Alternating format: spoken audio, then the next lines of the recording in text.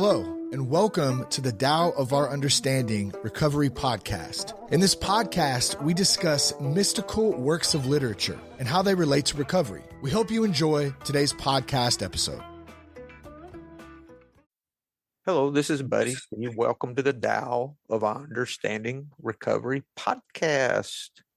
Today we have Brian and Drew and Lou. Good to have you guys today.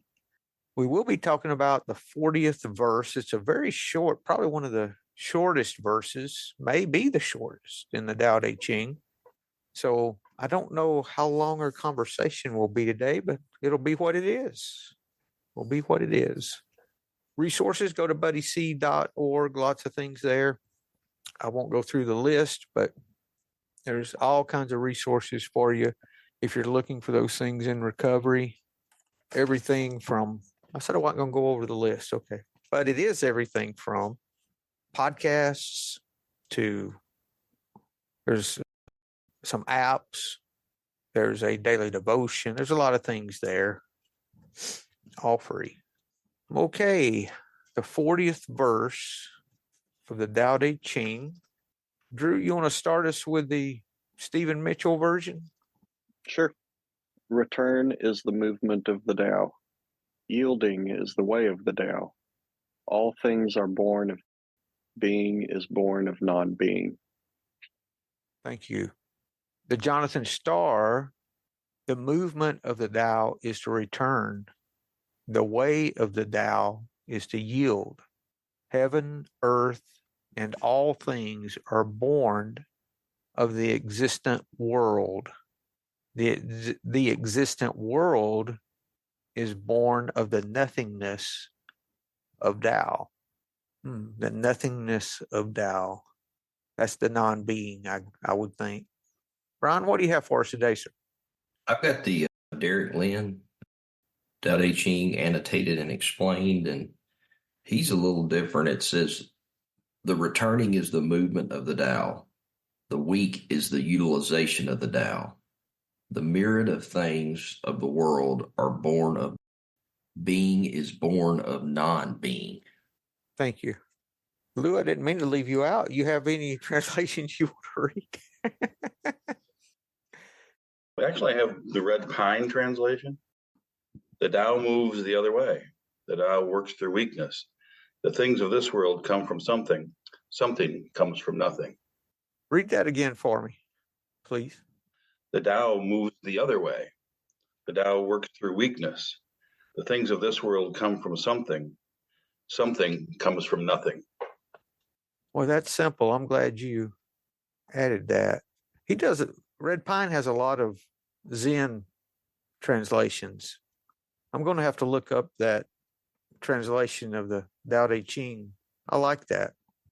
He has a lot of the ancient discussion around the different verses as well. Well, if there's any of that discussion that speaks to you, you feel free to share it. I will. Let's talk about that returning. I would not have thought that if you're going to describe how the Tao works, or let's just call the Tao God, let's just do it that way. I would not describe that work as returning. Would you? I mean, everyone's describing it much the same way, returning, or Lou said the other way, which was great. That may be more, I'm going to look that word up, see what all the possible translations are. Any ideas, guys? Anything resonating? Second step, obviously, that return to sanity.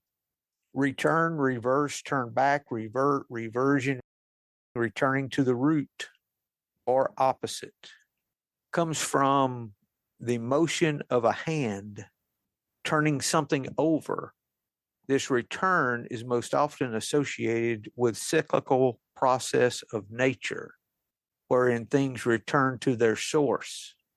It can also mean a turning within and a return to one's true nature.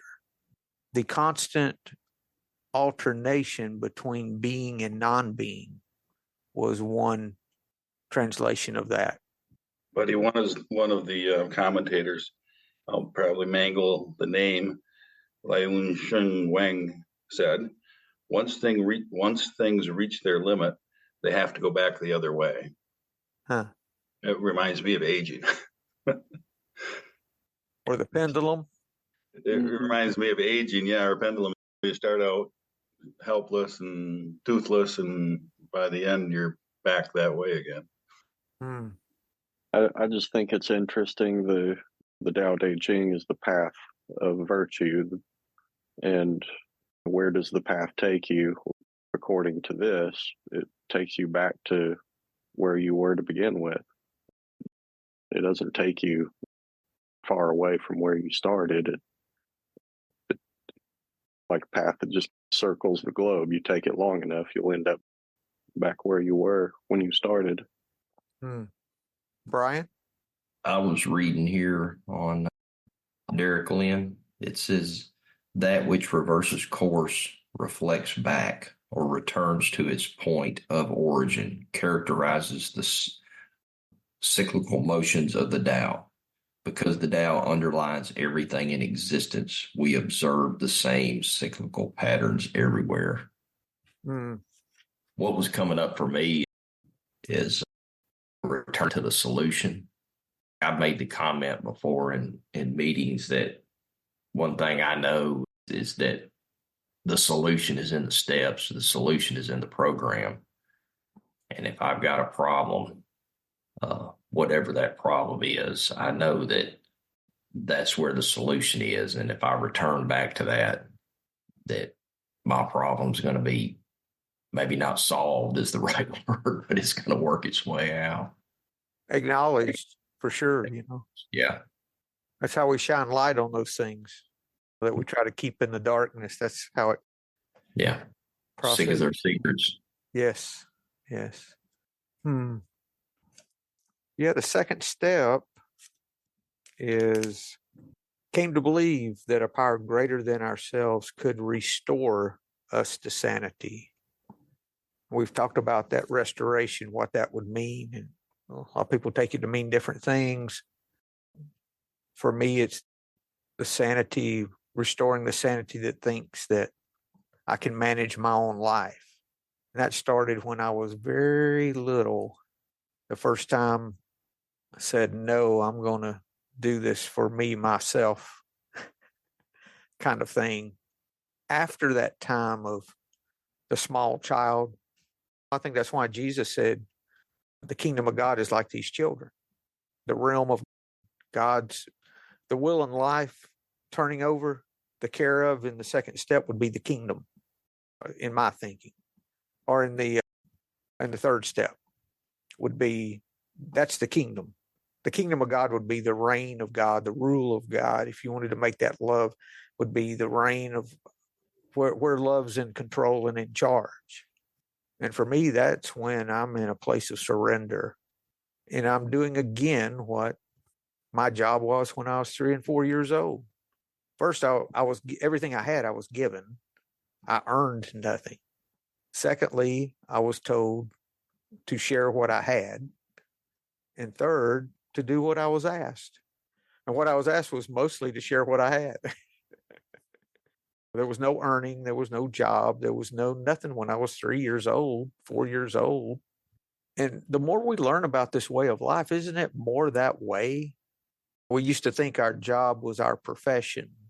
Then we realize that our profession is not us. We're separate from our profession.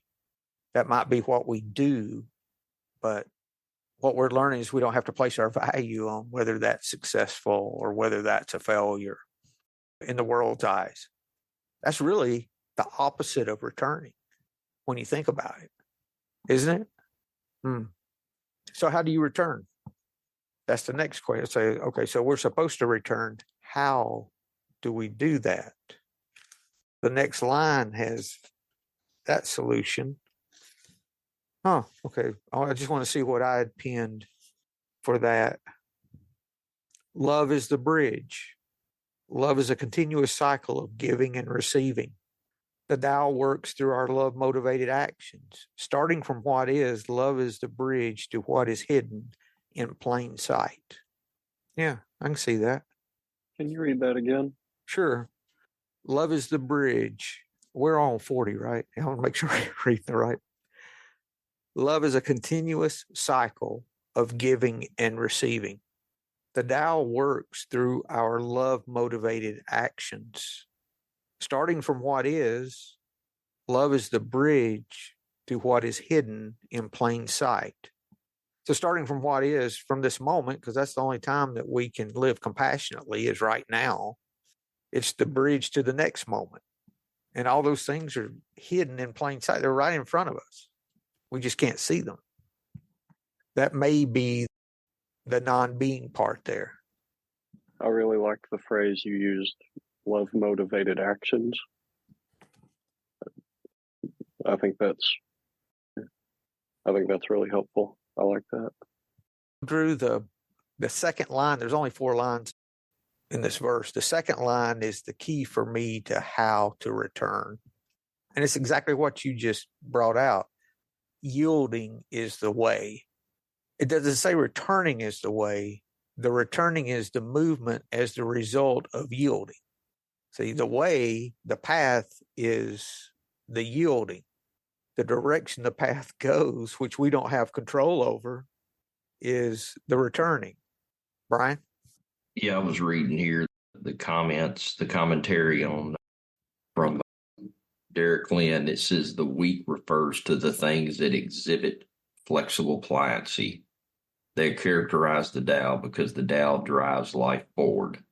Living things are always soft and yielding, while dead things are stiff and unyielding. This applies to the mind as well. An awareness that is in tune with the Tao is adaptable to new ways of thinking. In contrast, a mind that stubbornly clings to preconceptions and automatically rejects anything different is, in a real sense, already dead. And the way we yield is through that contrary action, right? Acting our way into right thinking. Or you could say yielding our way into returning. It's by changing our actions is how we do it. It's not by believing so much. There's nothing wrong with faith or belief. I'm not saying that. But for me, faith and belief have moved down the list of the most important parts of my spirituality, in that I came in with a lot of belief and a lot of faith that did not help me at all until I took action. I thought the faith and belief changed me, so then my actions changed. But for me, it was the opposite. I started changing my actions, and then I changed internally. Whether that's belief or faith, really doesn't have to come from belief now. It comes from experience. Belief for me would be believing something that I can't see.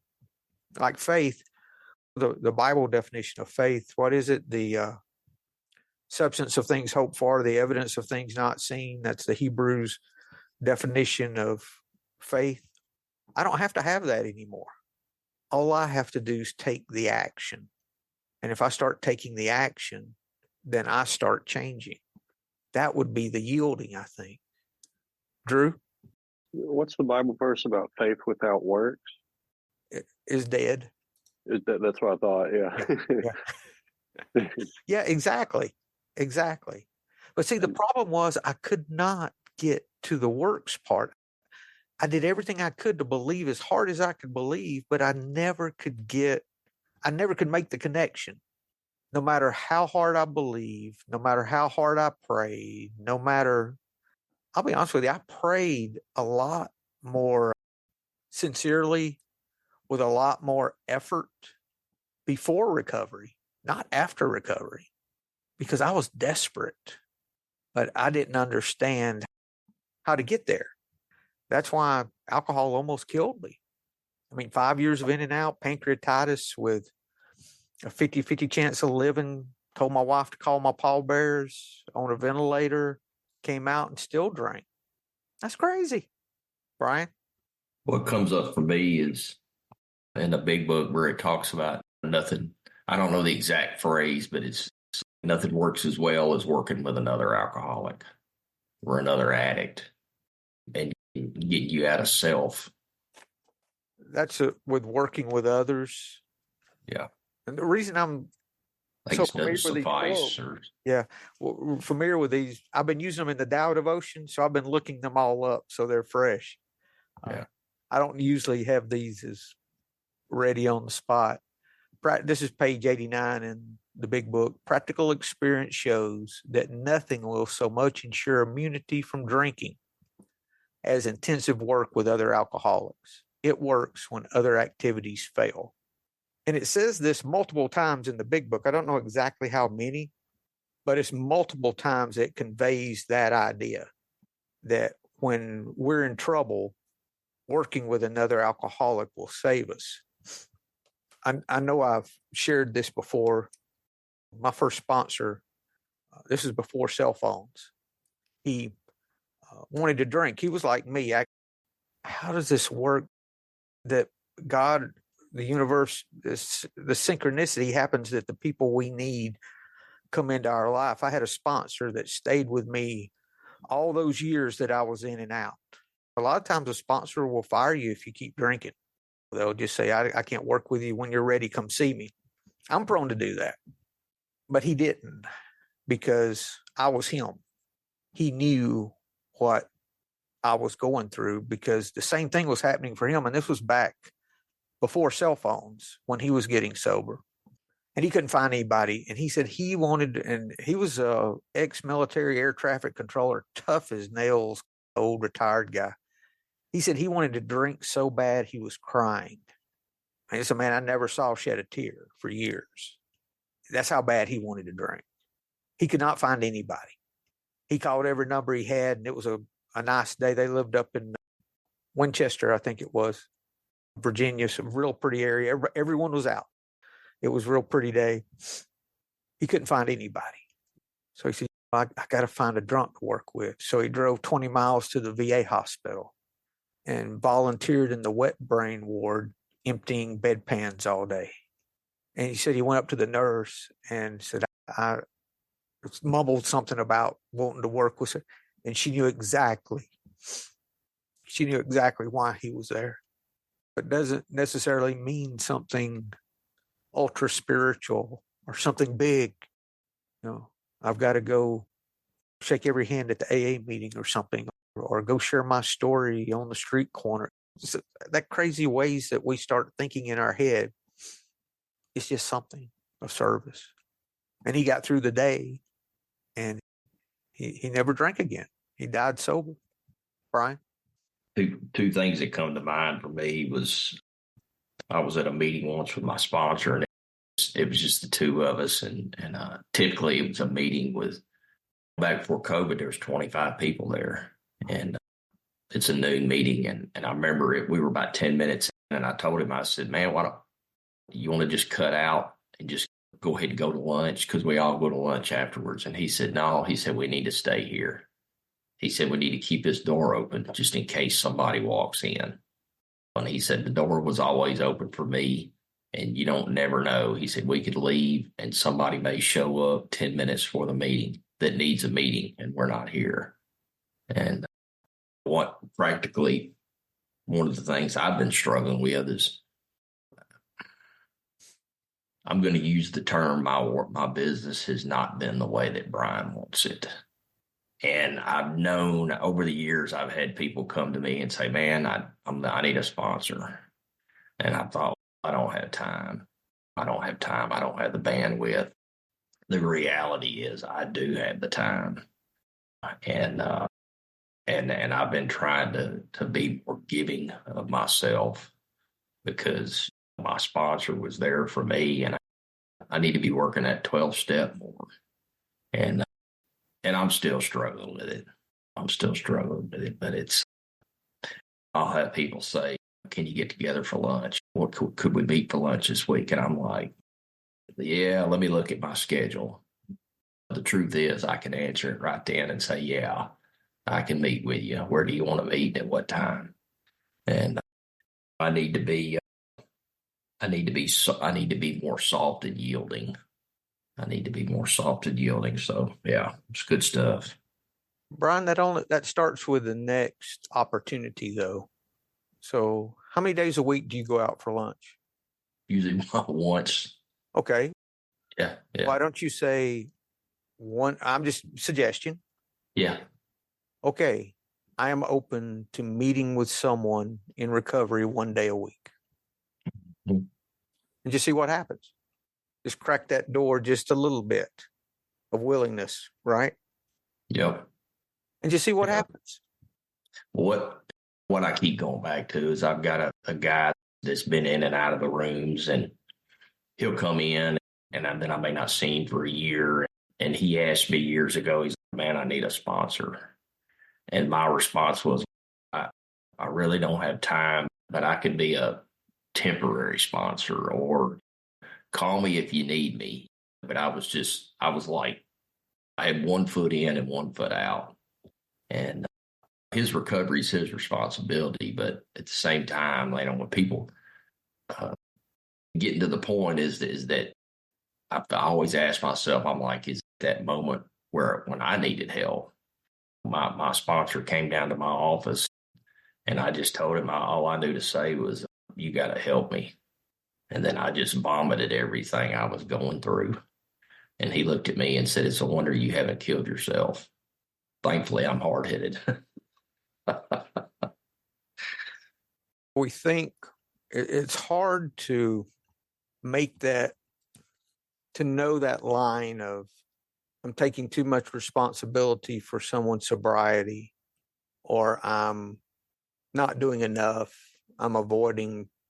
For me, I don't feel responsible. I know that if I miss it, like you're talking about, Brian, and it says this in the big book, and I think more than one place, that it's almost as if it's your responsibility to get them sober. It's worded in a way that, don't waste your time with people who aren't interested. You'll miss another opportunity for some.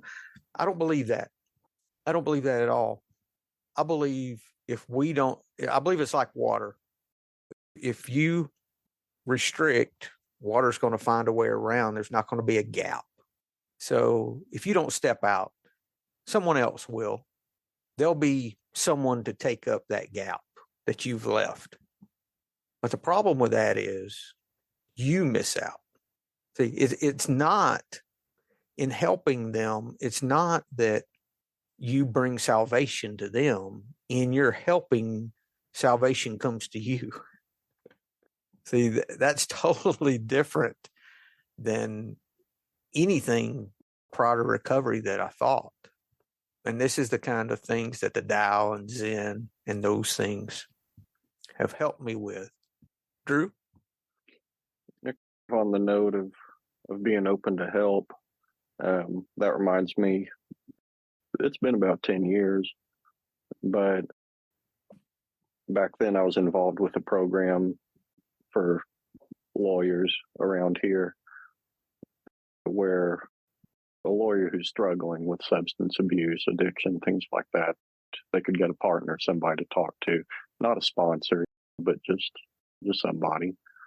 And I volunteered for that. And one guy, he just moved to the area and he reached out. We went out for lunch. He just talked about himself and brag all of his accomplishments and everything. And I tried to push him towards, why are we here?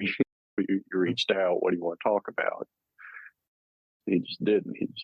He just kept showing how much stuff he had and all that. And, rubbed me the wrong way. I met with him a couple more times and just the same stuff. And I was like, man, I can't do this anymore with this guy. And one morning, it was a Saturday, I was playing tennis with some friends and my phone was off to the side.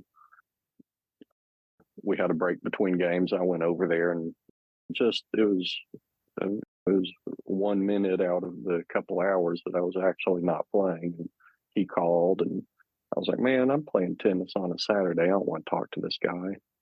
But I answered it. I still don't know why. And And he was crying and said, "Hey, I really need help right now. I need you to take me to a meeting."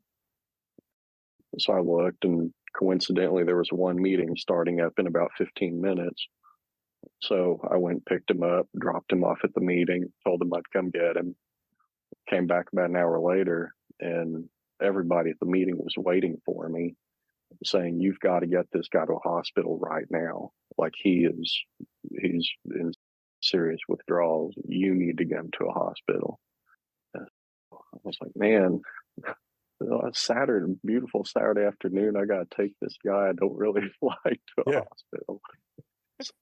So I did, and he couldn't fill out the forms. I filled out the forms for him, called his parents, got them all checked in, left. Didn't hear anything back, and a couple weeks later, he asked if I could meet him for lunch, if I could come pick him up. I was like, yeah, sure. So I went to his house and rang the doorbell. His dad answered and said, "Hey, are you Drew?" I said, "Yeah." And he started crying. He said, "Man, you saved my son's life a couple weeks ago. You were the only person that he knew to call. And if you hadn't picked up the phone, he wouldn't have gone to the hospital. He'd be dead." Mm. I was like, wow, okay. That really puts that lesson into perspective. So somebody's reaching out for help. Don't say no. Don't turn away. I wasn't. I did not want to pick up the phone that morning, but very glad I did. And he called just at the moment that you could pick up the phone, right? Had he tried you before? No. It was that one time, and if it had gone to voicemail, I probably wouldn't have listened to the voicemail. Just I'll listen to it on Monday or. Man, that synchronicity in those situations when we're willing, and he sought you out. It's what happened. Mm-hmm. He needed the help. It's the student that draws the teacher.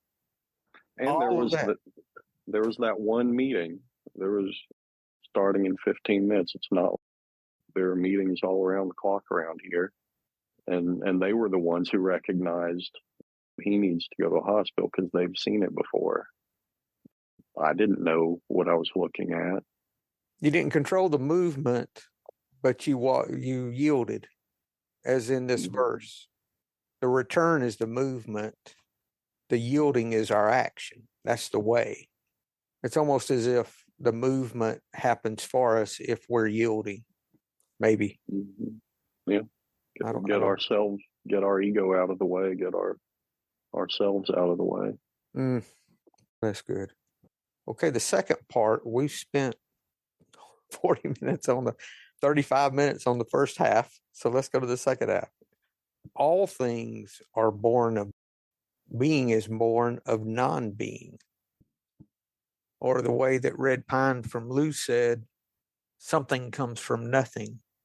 The existent world is born of the nothingness of the Tao. That's from Jonathan Starr. Brian?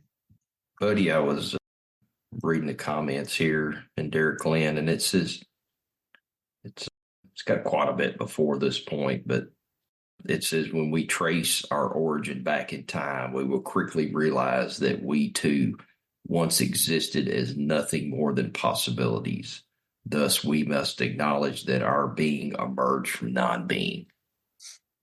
And what comes up for me is we talk about people needing help. Well, I was there. We've all been there. The guy talking about himself, I always come back to a guy that in my program, and he's actually a therapist. He's a really funny guy. And he was running a group, and I was really surprised he said this, but his delivery was on point. But he had a guy there with a big ego, and he said he looked at him and said, "Nobody got here on a winning streak." And everybody thought it was funny. I don't know if he thought it was funny, but there's a lot of truth to that. Sooner or later, what we think our winning streak comes to an end. I think the non-being, thank you, Brian. I think the non-being too could be the nothingness, could be nothing from our self-effort, nothing from the little self, the nothing from our ego. There's nothing of value born from our ego. It's all born from our surrender, and which points within to our true essence, which is this drop of God, as the Bhakti say, this drop of love from the ocean of love is how they describe it. And until we surrender these fears and learn how to let go in life and look within, which one of the translations of the yielding is to look within, we're unable to see this because it's like the paradoxes. It does not make any sense that when I help you, I'm helping me. It doesn't make any sense that the weaker I get, the stronger I become. None of those things make any sense whatsoever when you're just thinking about it. That's the emptiness, the nothingness that we're looking at. Brian? What comes up for me is early on in my program, I always felt like if I had a sponsee, I had to have the answer. And that's it. That's exactly the wrong thing. All I can do is, I heard a guy say that he's just a caddy on the course. And he said, all I can do is tell somebody what things are like, what happened, and what it's like now, and just share what works for me, and let them pick and choose out of that what they want. And I don't have to have a magic answer. That is being born from non-being, Brian, because Brian's not the one giving the answers. Brian's experience. It's not what Brian's learned. It's not how great Brian is.